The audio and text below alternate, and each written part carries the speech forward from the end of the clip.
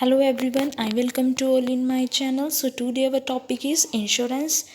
इस वीडियो के अंदर हम introduction of insurance, meaning of insurance and characteristic of insurance and some type of insurance के बारे में स्टडी करेंगे. फर्स्टली हम इंट्रोडक्शन ऑफ इंश्योरेंस के बारे में स्टडी करेंगे.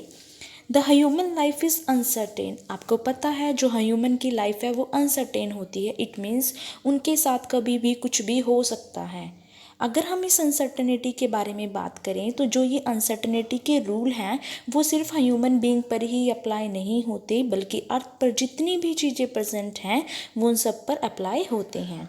लाइक किसी भी ह्यूमन की प्रॉपर्टी आज प्रेजेंट है, ज़रूरी नहीं है कि वो कल भी प्रेजेंट होगी.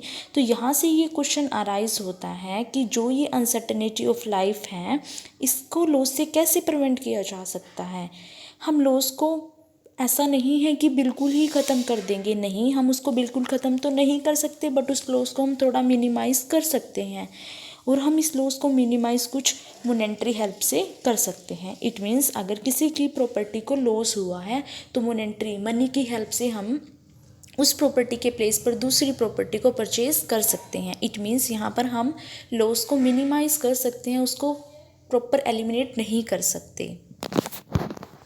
मीनिंग ऑफ इंश्योरेंस इसके इंट्रोडक्शन से ही अराइज हो जाता है कि जब किसी भी पर्सन को कुछ भी लॉस होता है तब हम उसका जो लॉस का रिस्क है वो थोड़ा सा लेवल कम कर देते हैं, उसको ही हम इंश्योरेंस कहते हैं. बट हम डिटेल्ड में इंश्योरेंस का मीनिंग देखेंगे. जो इंश्योरेंस होता है वो एक कॉन्ट्रैक्ट होता है जिसमें दो पार्टीज़ हमारे पास प्रेजेंट होती हैं. इसमें एक पार्टी क्या करती है, दूसरी पार्टी का सारा रिस्क अपने ऊपर ले लेती है और जो दूसरी पार्टी होती है वो उसे एक प्रीमियम पे करती रहती है. इसको ही हम क्या बोलते हैं, इंश्योरेंस. नेक्स्ट टॉपिक आता है करेक्टरिस्टिक ऑफ इंश्योरेंस. इंश्योरेंस की क्या क्या करेक्टरिस्टिक, क्या क्या विशेषताएं हैं. फर्स्ट आता है टू पार्टीज़. अगर इंश्योरेंस आप करा रहे हो तो इसमें टू पार्टीज़ का होना ज़रूरी है. फर्स्ट हमारे पास आएगी इंश्योरर एंड सेकेंड आएगी इंश्योरर.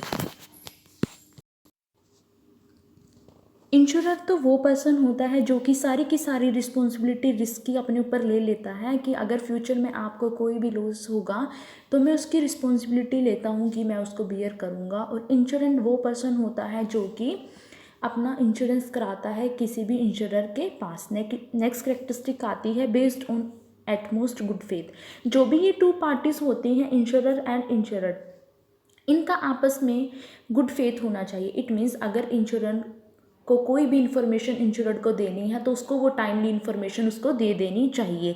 नेक्स्ट आती है बेस्ड ऑन कोऑपरेटिव सिस्टम. जो इंश्योरेंस है वो कोऑपरेटिव सिस्टम पर बेस होता है, क्योंकि कोऑपरेटिव का मतलब क्या होता है, जो बहुत सारे पीपल कोऑपरेट होकर कोई भी काम करते हैं. तो इट मीन्स कई बार क्या होता है, बहुत से मेंबर आपस में कोऑपरेट होकर कोई भी एक बिग अमाउंट का इंश्योरेंस करा लेते हैं.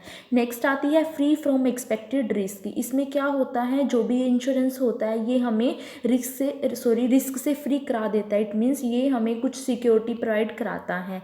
नेक्स्ट आता है ट्रांसफ़र ऑफ एक्सपेक्टेड लॉस. इसमें जो लॉस होता है एक पार्टी से दूसरी पार्टी पर ट्रांसफ़र हो जाता है. नेक्स्ट आता है payment of premium.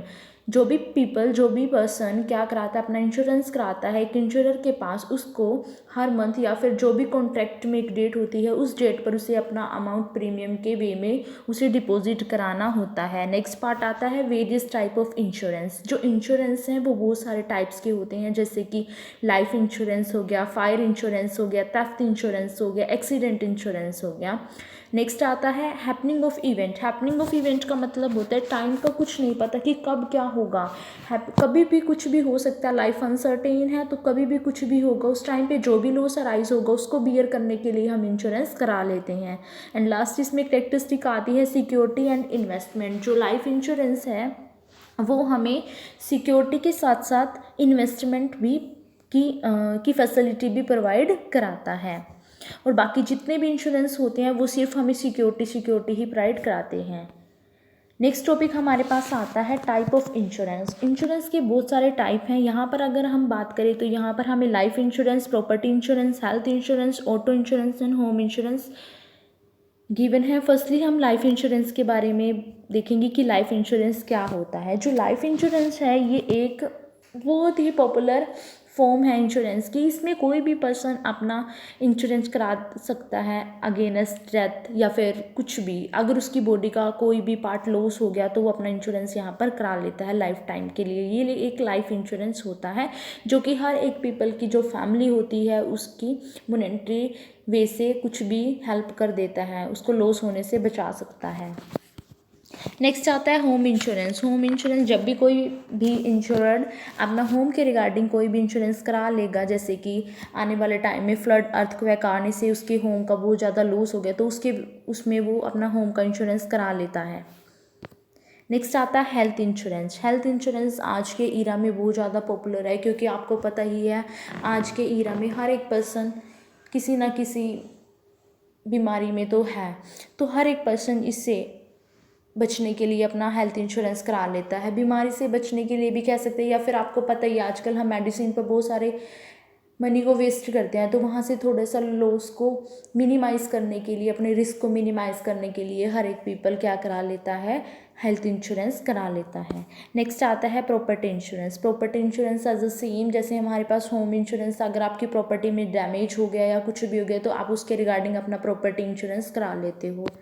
And the last one आपके पास आता है fire insurance. Fire insurance it means आपकी कोई भी शॉप या बिजनेस है उसमें फायर लगने से कोई भी अगर आपको रिस्क होगा या लॉस होगा उसको मिनिमाइज़ करने के लिए भी आप फायर इंश्योरेंस करा लेते हो। So in this video we are going to talk about what is insurance, characteristic of insurance and type of insurance. If you like my video, please subscribe my channel and do not forget press bell icon. Thank you everyone.